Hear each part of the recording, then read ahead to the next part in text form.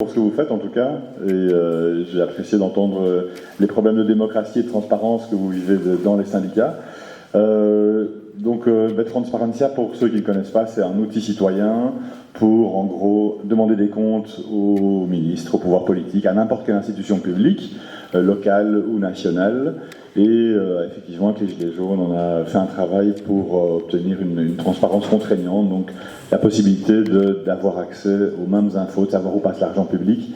C'était sur la Wallonie et sur Bruxelles.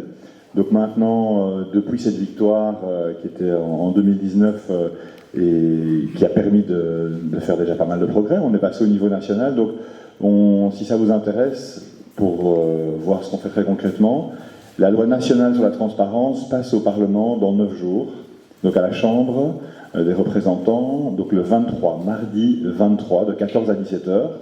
Donc je serai auditionné à la Chambre face à l'expert du gouvernement. Et donc nous, évidemment, on essaye de dénoncer. Le projet de loi du gouvernement a pour but, évidemment, d'avoir le moins de transparence possible. Et nous avons fait un projet de loi alternatif qui a pour but d'avoir le plus de transparence possible et qui est simplement en ligne toutes les factures de l'État et des administrations avec un moteur de recherche où on puisse taper pour n'importe quelle facture dépensée par l'État ou le pouvoir public, savoir à qui on l'a payé, dans quelles conditions, à qui a profité de l'argent, pour quel résultat. Et techniquement, c'est pas très compliqué. Donc, j'ai moi-même travaillé par le passé à la chancellerie du Premier ministre. Il y a un intranet avec un moteur de recherche où vous pouvez trouver n'importe quelle facture.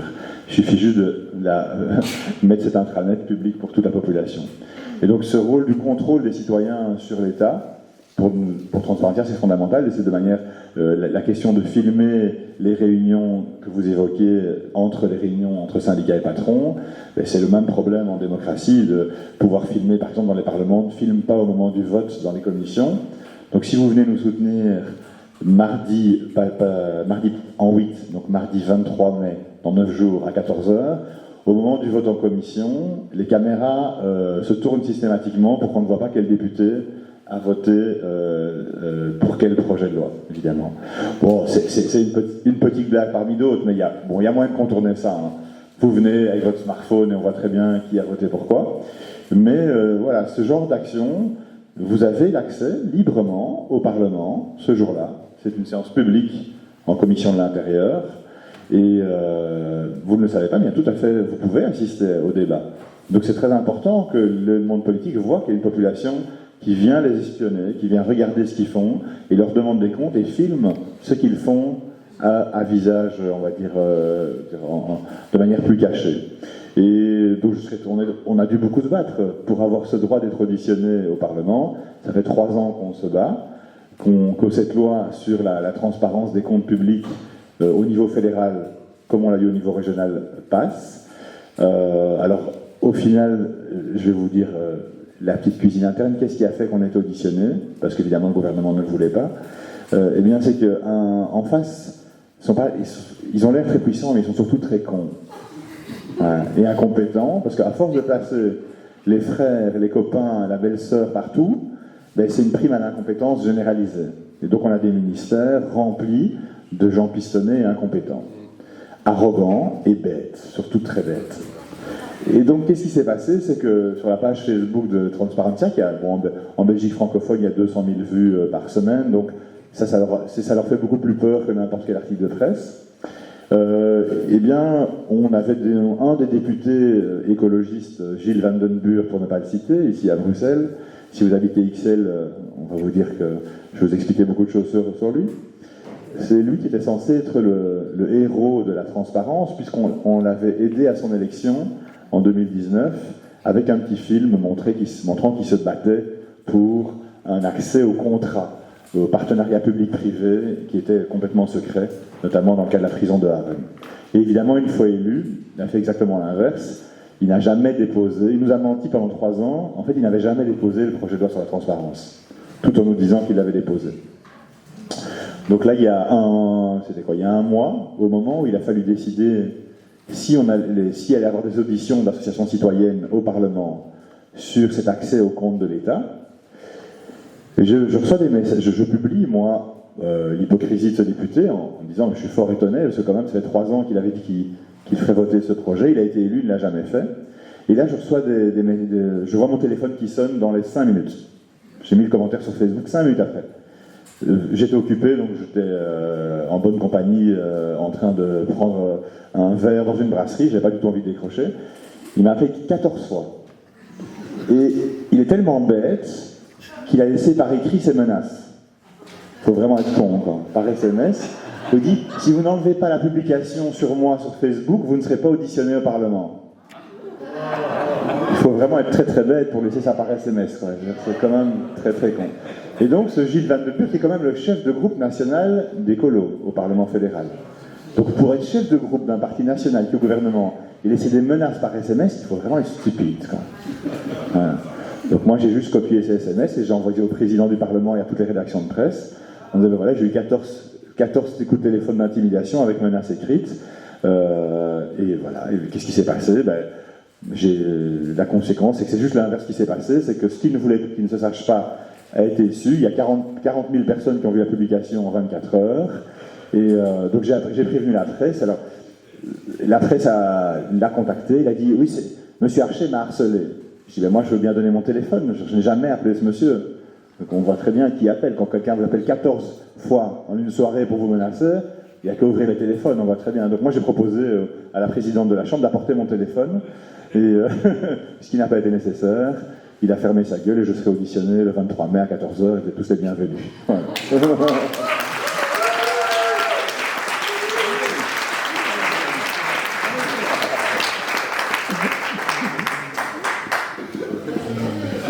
Ton téléphone est plus transparent que celui d'Ursula von der Leyen? Oui, moi j'envoie spontanément mes SMS au Parlement. Et par rapport à ça, maintenant, voilà, ces actions un peu choc ou un peu coup de poing, mais c'est ça qui fonctionne en fait. Hein.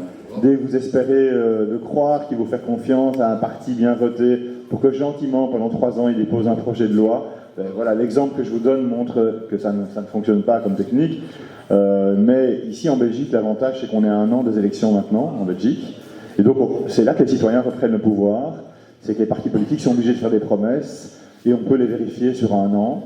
Donc c'est ça, il faut saisir de ce pouvoir. Donc on a beaucoup plus de pouvoir qu'on le pense. Et maintenant, pour revenir sur la question, ça c'est le pouvoir, la transparence des comptes publics. Donc c'est le contrôle des citoyens sur l'État et au sens large, c'est-à-dire les communes. Quelqu'un est venu me parler de problèmes dans des crèches ici dans une commune bruxelloise. Mais les crèches sont des ASBL publiques qui font partie du secteur public. Donc on peut demander les comptes des crèches. On peut demander pourquoi l'échevin fait engager sa belle-sœur comme directrice qui harcèle le personnel, et ce genre de choses, c'est des choses qu'on peut tout à fait savoir. Tout citoyen a le droit d'obtenir ça. Maintenant, au niveau des entreprises privées, il y a eu une très grande avancée dans le droit de protection des travailleurs, c'est que la législation sur les lanceurs d'alerte est rentrée en application le 15 février en Belgique. C'est une législation qui est générale et qui ne concerne pas que la transparence du privé, mais aussi du public, pardon, mais aussi du privé. C'est-à-dire qu'avant, quand vous constatiez une atteinte, on va dire, à l'intérêt général dans une entreprise, vous vous adressiez au service des ressources humaines, qui gentiment vous écoutaient et vous receviez des mesures disciplinaires ou des menaces de licenciement. La différence, c'est qu'au niveau européen, suite aux Panama Papers, Leaks, etc., le rôle des lanceurs d'alerte d'entreprise, leur importance a été mis à jour. C'est-à-dire que le fait d'avoir partout des gens dans les entreprises qui informent l'opinion publique sur où va l'argent, ou chez Amazon, où va l'argent que vous payez à Amazon, ben, vous le savez très bien, dans les paradis fiscaux, ça en fait de Jeff Bezos un des hommes les plus riches du monde. Où vont les subsides que reçoivent ces entreprises, ces subsides à l'emploi, pour engager du personnel, pas du tout pour créer de l'emploi. On a déjà montré qu'Amazon détruisait plus d'emplois qu'il n'en créait en réalité. Et donc cette transparence dans l'entreprise publique, dans l'entreprise privée tout aussi importante, et ce droit des lanceurs d'alerte, en fait, vous permet de lancer l'alerte et demander une protection à l'extérieur de l'entreprise. Soit un organe national compétent, en France le défenseur des droits, en Belgique le médiateur fédéral, qui sont bien sûr nommés par le gouvernement, mais qui ont un devoir quand même d'impartialité, donc on peut leur demander des comptes beaucoup plus facilement. Donc c'est un point central pour tous les salariés. L'avantage de cette nouvelle loi européenne est que les employeurs ne veulent surtout pas que les salariés connaissent, c'est que vous pouvez aussi lancer l'alerte via la presse maintenant et demander une protection contre le licenciement et contre les mesures disciplinaires. Alors bien sûr, il vaut mieux rester anonyme le plus longtemps possible. Mais si jamais des mesures de rétorsion interviennent, eh bien, concrètement, c'est l'annulation de toute mesure disciplinaire dans l'entreprise contre vous, c'est en cas de licenciement, le paiement immédiat de 6 mois de salaire plein qui ne doivent pas être prestés sans préavis. Ça, c'est ce qui existe en droit belge pour la protection des lanceurs d'alerte. Les entreprises ont l'obligation de mettre un point de contact et vont essayer de faire croire aux salariés que le point de contact est le service du personnel. Et donc, ce que je conseillerais au syndicat Gilets jaunes, s'il veut en Belgique avoir quelque chose de nouveau par rapport aux autres syndicats, c'est justement d'informer les salariés sur cette possibilité d'aller directement au niveau national vers l'équivalent du défenseur des droits ou vers la presse et de pouvoir aller en justice pour annuler les procédures disciplinaires ou obtenir 6 mois. D'abord, informer l'employeur que vous êtes protégé contre le licenciement et si vous licenciez, obtenir 6 mois cash minimum. Je dis c'est minimum, parce que vous pouvez aller au tribunal pour demander plus, si vous estimez. Mais l'avantage, c'est qu'en Belgique, c'est un aspect automatique, ce paiement des 6 mois de salaire. C'est genre, donc voilà, ça c'est quelque chose, une piste peut-être pour un syndicat, parce que c'est vrai qu'en Belgique, vous parliez de le syndicalisme est différent. Le syndicalisme est effectivement très différent en Belgique et en France, c'est que les syndicats sont beaucoup plus puissants. Le taux de syndicalisation en Belgique est le plus élevé au monde, avec les pays nordiques, pas parce qu'ils sont plus combatifs, mais parce qu'ils ont une beaucoup plus grande compromission avec l'État. C'est ça qui se passe, c'est-à-dire qu'ils reçoivent la gestion des caisses de chômage et énormément de postes de patrons État-syndicats qui fournissent à des permanents et à des bureaucrates syndicaux qui ne travaillent plus dans les entreprises, qui sont complètement détachés, de même que les élus sont détachés de leurs électeurs, les permanents syndicaux sont détachés des salariés et donc ce même système de corruption des syndicats est à l'œuvre, mais de manière beaucoup plus grande en Belgique et beaucoup plus claire. C'est-à-dire que l'État subsidie les syndicats directement. Dans la fonction publique, c'est même l'État qui paye les salaires des permanents syndicaux. Directement, carrément. Oui, donc ce sont des employés de... Vous allez... Ah oui, nous avons fait. Tout seul. Voilà, mais donc du coup, les syndicats ont... avec la gestion des allocations de chômage, les syndicats ont des taux de syndicalisation de 60 à 80% de la population, ce qui est énorme. Voilà. Pardon ? Vous avez 70% de syndicalisation, parce qu'en France, on fait la même chose, mais on n'a que 6 ou 7%. Vous êtes bon ? Oui, je ne sais pas si on est bon. La contrepartie, c'est que vous avez des syndicats qui sont dominés par des gens très proches du monde politique et qui n'ont pas du tout envie. Donc si je prends l'exemple, par exemple, de Solidarité Internationale, dans le cas des grèves en France, les mouvements de révolte en France sont toujours très suivis en Belgique. Gilets jaunes, il y a eu des gilets jaunes belges, le mouvement des retraites a été très suivi dans les médias, les journaux télévisés français sont parfois plus suivis que les journaux télévisés belges en Belgique. Oui, tout à fait. Les Belges sont très au courant de ce qui se passe politiquement en Belgique, ils suivent l'élection présidentielle, ils ont suivi les élections de 2022. Donc, les élections françaises, pardon. Donc ici, par exemple, il y avait une solidarité naturelle sur le mouvement des retraites, et il y en a toujours une.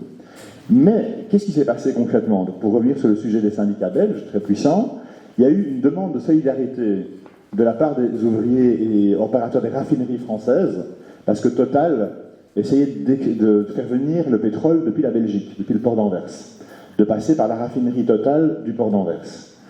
Et donc, dans les médias français, il y a eu une action des syndicats belges, effectivement, pour faire un blocage de la raffinerie d'Anvers, pour empêcher de contourner l'arrêt des raffineries en France. Sauf que ça ne s'est pas fait en réalité. Les syndicats ont communiqué, les syndicats belges ont dit « Ah, on a fait une action devant les grilles. » Moi, je me suis renseigné. J'ai été parler avec les travailleurs de la raffinerie Total. C'était une action purement symbolique. Les permanents syndicaux belges n'ont jamais bloqué la raffinerie en réalité. Ils l'ont annoncé dans la presse, mais ils ne l'ont pas fait. C'était une action symbolique.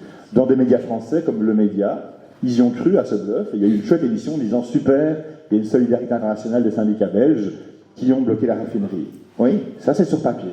La réalité, c'est que ces syndicats, ces permanents syndicaux payés par l'employeur, en réalité, n'ont jamais bloqué, n'ont jamais coupé le robinet.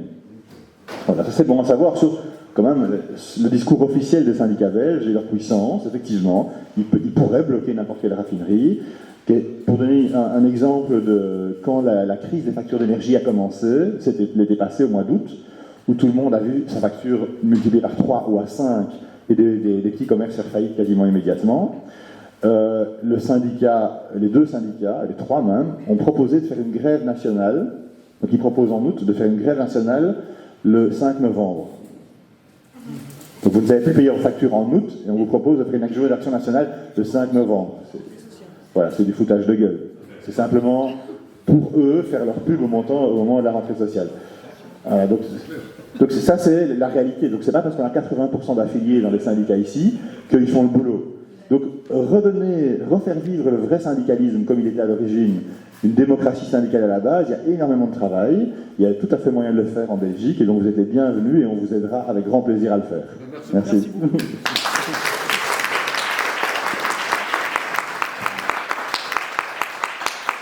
Donc pour ajouter par rapport au syndicalisme belge, il faut savoir que les syndicats belges n'ont aucun statut juridique. C'est des associations de fait. Et donc c'est des gens qui sont mis autour d'une table et disent voilà, on fait un syndicat, et c'est une association de fait sans aucun statut juridique. C'est pas une SBL, c'est pas une entreprise, c'est rien du tout. Ils ne sont rien, et l'État donne des millions, des milliards par an pour gérer les chômeurs, pour gérer leur petit patrimoine et compagnie. Vous pouvez voir que la FGTB a construit des buildings dans toutes les grosses villes de Wallonie. Bien sûr, aux classes énergétiques, donc ils prévoient déjà l'avenir, ces gens-là, pour ne pas payer de taxes plus tard. Et donc, pour moi, ce n'est pas du syndicalisme, c'est une mafia. Ce n'est qu'une mafia, puisque dans les textes, il n'y a rien. Ces gens-là ont créé une mafia au grand jour, et tout le monde y croit, mais il n'y a pas de statut juridique. Il faut savoir que M. Botson, numéro 1 de la FGTB, grand défenseur des ouvriers, il est aussi dans le conseil d'administration de la Banque nationale belge. Alors je ne vois pas pourquoi le plus grand syndicaliste de la Belgique est aussi dans le conseil d'administration de la Banque nationale belge. Alors qu'on sait très bien, et ça, il n'y a aucun parti politique et il n'y a aucune organisation syndicale qui dénonce le fait que nous avons créé la dette depuis 1973 en interdisant à notre Banque nationale de prêter à l'État pour faire vivre le pays, les routes, les hôpitaux, les écoles. Donc avant, on empruntait à un taux de 0,5%, et donc c'était circulaire, une économie circulaire, et on arrivait à rembourser à l'aise ce qu'on empruntait à la Banque nationale. Depuis 1973, avec les accords de Schengen et le traité de Lisbonne, vous tapez article 123 du traité de Lisbonne, et bien là on voit que depuis 1973, les États ont interdiction d'emprunter à leur banque nationale et sont obligés d'emprunter à leur banque privée. On a emprunté jusqu'à du 12%, et maintenant on rembourse, rien qu'en dette publique par an, 12 milliards par an, qui sont pris dans nos taxes et nos impôts, et nous avons déjà remboursé, rien qu'en intérêt de la dette, 600 milliards d'euros depuis 1973. Donc 600 milliards d'euros, et la dette belge, vous savez combien elle est ? 600 milliards. Donc la dette belge n'existe pas. Il suffirait que les gouvernements et les syndicats se disent stop, on arrête, on a déjà remboursé, tout est fait, vous pouvez même rendre l'argent, mais c'est aussi une mafia. Tout ça est une grande mafia. Voilà. Je vais laisser la place à Thierry. Nicolas, c'est 73 pour la France, mais c'est 92 pour la Belgique à partir du moment du traité de Maastricht. La loi en France, qui s'appelle la loi Giscard d'Estaing, que beaucoup travailler chez Rothschild a demandé à Giscard de faire passer. Et alors, si c'est en 92 pour à 92 pour la Belgique, alors on est très fort, on est très très bon, parce que le français il est endetté à 35 000 euros par personne par la dette publique, et nous les petits Belges, on est endettés, donc depuis beaucoup moins longtemps, mais on est endetté de 55 000 euros par habitant en Belgique d'intérêt de la dette que nous avons payée. On est bon, hein.